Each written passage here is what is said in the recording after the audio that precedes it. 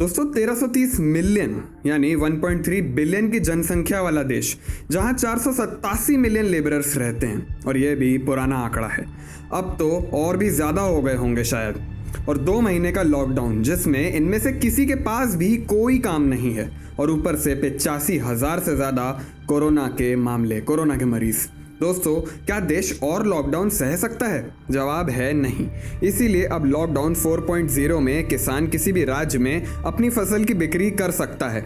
दिल्ली ने 100% public sector बसें सड़कों पे उतारने का फैसला कर लिया है। सवारी 100% भले ही ना हो, मगर बसें ज़रूर 100% रहेंगी। लॉकडाउन 4.0 में अर्थव्यवस्था पर जोर दिया जाएगा, क्योंकि लोग कोरोना से भले ही ना मर रहे हों, मगर भूख से ज़रूर मर रहे हैं। एक तरफ से प्रशासन मार रहा है, दूसरी तरफ से गरीबी। मगर दोस्तों, अब मेरे पास आपके लिए कुछ अच्छी खबरें हैं। दोस्तों, अब केंद्र सरकार की तरफ से राज्यों को छूट दी जा रही है। अभी उन्हें सिर्फ सुझाव देने और सख्ती करने का अधिकार था, मगर अब छूट देने का भी अधिकार मिलने वाला है उन्हें। ग्रीन जोन में यातायात और उद्योगों को अनुमति मिलने वाली है। साथ ही ग्रीन जोन में बस और टैक्सी चलाने की मंजूरी लगभग मिल ही गई है, समझिए। केवल लेबर स्पेशल ट्रेन पहले की तरह चलेंगी और संख्या और रूट में इजाफा किया जाएगा।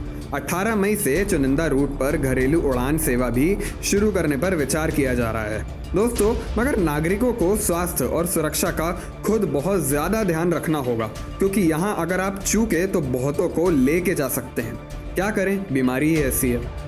दोस्तों, पीएम मोदी और अमित शाह ने राज्यों से कहा था कि आप अपने यहाँ किन किन चीज़ों पर छूट चाहते हैं। महाराष्ट्र, जहाँ सबसे ज़्यादा कोरोना केसेस हैं, 29,000 से भी ज़्यादा, उसने कहा है कि हम तो लॉकडाउन बढ़ाएंगे ही। जहाँ कम केसेस है वहाँ भले ही ढील दे देंगे, आखिर अर्थव्यवस्था भी तो चलानी है, मगर हम लॉकडाउन तो ज़रूर बढ़ाएंगे। मुंबई, थाने, नवी मुंबई, पुणे, नासिक में कमर्शियल ऑपरेशंस को कुछ छूट दी जा सकती है महाराष्ट्र में। दिल्ली के सीएम अरविंद केजरीवाल ने कहा है कि मॉल्स, पब्लिक ट्रांसपोर्ट जैसे कि बसों के साथ साथ दिल्ली मेट्रो और ऑफिसेस को कुछ लोगों के साथ शुरू किया जाना चाहिए। अभी इसमें भी ऑड इवन लागू करेंगे या क्या करेंगे वो ये ही जाने। लोग तो नहीं मानेंगे, यह तो तय है। दिल्ली में तो नहीं ही मानेंगे। यहाँ स्थिति की गंभीरता ऐसी है कि एक चूक हुई और शायद देश की 50% आबादी को खामियाजा भुगतना पड़ सकता है। तमिलनाडु, दूसरा सबसे ज़्यादा प्रभावित राज्य, 10,000 से भी ज़्यादा केसेस हैं यहाँ, जो खुद भी एक इंडस्ट्रियल स्टेट है, महाराष्ट्र की ही तरह चाहता है कि भैया सब कुछ खोल दो सिवाय प्रभावित इलाकों के। गुजरात, जो तीसरा सबसे ज़्यादा कोरोना पीड़ित राज्य है, 9,000 से ज़्यादा केसेस के साथ, जहां अचानक अहमदाबाद में 5,000 केसेस हो गए, चाहता है कि सारी इकोनॉमिक एक्टिविटी सारे अर्बन एरियाज में शुरू हो, केवल अहमदाबाद को छोड़कर। पूरे राज्य के 70% केसेस सिर्फ यहीं एक शहर में हैं, अहमदाबाद में। कर्नाटक, जहां मामले कम हैं थोड़े, चाहता है कि इंटरस्टेट ट्रैवल शुरू हो, यानी लोग कर्नाटक आ जा सकें, मगर 14 दिन का क्वारंटीन रखवाएंगे जो आएगा राज्य में उससे। शायद अपने यहाँ के मजदूरों को वापस बुलाना चाहते हैं कर्नाटक वाले, जैसे यूपी ने बुलवाया है। कर्नाटक चाहता है कि उसके यहाँ रेस्टोरेंट्स, होटल्स और जिम वगैरह खोल दिए जाएं। बगल में आंध्र प्रदेश सब खोलना चाहता है, सब कुछ सिवाय कंटेनमेंट एरियाज के। दोस्तों, राजस्थान की भी कुछ ऐसी ही मांग है, इंटरस्टेट ट्रैवल शुरू हो, मगर बिहार, झारखंड और ओडिशा बिल्कुल नहीं चाहते कि इंटरस्टेट ट्रैवल शुरू किया जाए। वो अभी सेफ साइड रहना चाहते हैं, क्योंकि तीनों के यहाँ केसेस बढ़ रहे हैं, और स्ट्रिक्ट लॉकडाउन चाहते हैं अपने यहाँ, क्योंकि अपने यहाँ मजदूरों को वापस बुला के इन्होंने वैसे ही काफ़ी खतरा मोल ले लिया है। करते भी क्या बेचारे, मजदूरों को दूसरे राज्य पाल नहीं पा रहे थे, तो अपने यहाँ तो बुलाना ही था। झारखंड ने कहा है कि हम अपने यहाँ मजदूरों को काम देंगे, कैसे देंगे वे ही जाने। तेलंगाना, जिसने खुद ही अपने यहाँ लॉकडाउन 29 मई तक बढ़ा लिया है, चाहता है कि उसे आईटी सेक्टर और रियल स्टेट में ढील दी जाए। अब दी जाएगी कि नहीं वो केंद्र सरकार जाने। केरला, जहाँ एक समय सबसे ज्यादा मामले थे, जो शायद थोड़ा ज्यादा पढ़ लिख गया है, चाहता है कि सभी metro services, local train, domestic flights, restaurants और होटल्स खोल दिए जाएं। टूरिज्म सेक्टर को बढ़ावा देने के लिए उसके लिए ये ई पास देंगे, इनकी ऐसी मांग है। मगर भैया अभी आएगा कौन, ये तो सोचिए।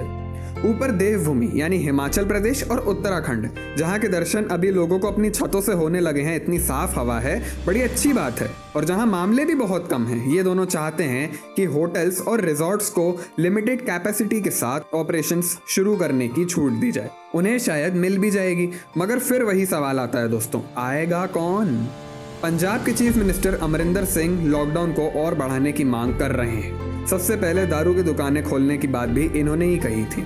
दोस्तों, तो यह थी कुछ मांगे जो राज्यों ने केंद्र के सामने रखी। अब केंद्र का निर्णय मुझे पता है कि कल इनके फेवर में ही आएगा, क्योंकि देश की सांसें अब घुटने लगी हैं। हम लॉकडाउन भले ही नहीं खोल सकते और वो एकदम खुलेगा भी नहीं, उम्मीद छोड़ दीजिए अचानक खुल जाएगा सब, ना, ये तो नहीं हो पाएगा। 85,000 केसेस जो कि लगातार बढ़ रहे हैं, शायद 1 लाख भी हो जाए आगे आने वाले दिनों में, कैसे खोलेंगे आप बताइए। इसीलिए धीरे धीरे ही ढील दी जाएगी, यह तो तय है। बहरहाल अब बाकी यूरोपीय देशों में भी कोरोना के तांडव का डाउनफॉल शुरू हो गया है। स्लोवेनिया पहला ऐसा देश बना जहां कोरोना केसेस कम होते होते कम हो गए, अभी वहां लॉकडाउन हटा भी दिया गया है। अपने यहाँ ग्रीन जोन में इंडस्ट्री जरूरी संभव है, वहीं श्रमिक ट्रेनों की संख्या भी बढ़ सकती है और आशंका ये भी है कि चुनिंदा रूट पर उड़ानें भी चालू करी जा सकती हैं। लॉकडाउन 4.0 की गाइडलाइंस के ऐलान से पहले मंत्रालय के अधिकारियों के साथ गृह मंत्री अमित शाह ने खुद कई घंटों बैठक की थी। राज्यों की तरफ से गाइडलाइंस पर सुझाव देने का कल आखिरी दिन था। दोस्तों, इस समय बड़ी खबर यह है कि राजस्थान, यूपी, एमपी समेत अन्य राज्यों ने अपने यहाँ से लेबर लॉस हटा देने का फैसला किया है अगले 3 सालों तक। मतलब अभी भी लेबर ही झेले और बाद में भी मजदूर अभी भी बेचारे भूखे मर रहे हैं और बाद में भी काम से मर जाएंगे। अभी काम नहीं है और बाद में मालिक काम करा के मार देगा और लेबर कुछ बोल भी नहीं पाएंगे। जी हाँ दोस्तों, वो दिन भी जल्द आने वाला है। इस मामले में आरएसएस और बीजेपी भी आमने सामने आ चुके हैं। 35 नियम जो लेबर को उसके हक, उसका अधिकार देते थे, वो हटा दिए गए हैं इन राज्यों से बाहरी कंपनियों को आकर्षित करने के लिए, कंपनी को ज़्यादा फायदा पहुंचाने के लिए, ताकि नुकसान की भरपाई की जा सके जो इस टाइम हुआ है। मगर इतने लेबरों का क्या होगा ये कोई नहीं बता रहा। नौकरी पेशा तो और परेशान है दोस्तों, उसकी नौकरी भी जा रही है और उसे तो कोई भत्ता भी नहीं मिलने वाला। दोस्तों, समय तो खराब आ गया है, इसमें तो कोई शक नहीं है। मगर एक बात तय है, वो ये कि ये समय आपको बहुत कुछ सिखा के जाएगा। कमाने के साथ साथ बचाना कितना ज़रूरी है, नंबर 1। प्रकृति आपको कभी भी मात दे सकती है, नंबर 2।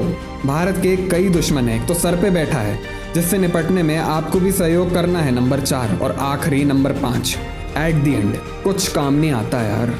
जब भूखा पेट रोता है ना साहब, तो क्या सरकार, क्या विपक्ष, क्या मालिक, क्या अधिकारी, क्या पुलिस, क्या मीडिया, कोई नहीं आता पूछने। राजनीति हवा में चलती है, जमीन पे नहीं, और हम जमीन पे रहते हैं, हवा में नहीं। सिर्फ इंसानियत काम आती है दोस्तों। उस भूख के आगे धर्म, संप्रदाय, जात पात सब बातें छोटी हो जाती हैं। पहली बार एक आम हिंदुस्तानी को ये समझ आया कि हम एक हैं तो कोई अनजान दुश्मन हमें नुकसान नहीं पहुंचा पाएगा। अगर अभी भी आपको ये बात समझ नहीं आई है तो कोरोना से बच के रहिएगा, क्योंकि ये जात पात नहीं देखता।